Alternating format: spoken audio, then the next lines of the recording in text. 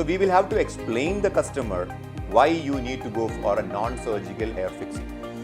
Generally, the hair fixing term is lot much confused among the normal people.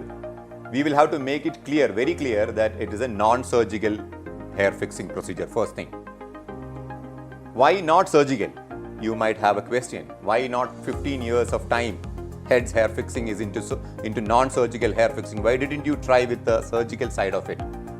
We always wished that something really fair enough, comes up, at least a success rate of about 80% or maybe 60% if we get. Then we would definitely try a surgical hair fixing stuff. But unfortunately, I haven't seen cases coming up to that level of expectation in surgical side. And we always keep health before beauty. Of course, we need beauty, but health should be our priority. And that is why we stick on to the non-surgical side of hair fixing for the past 15 years, where nobody have got any sort of side effects coming up from this.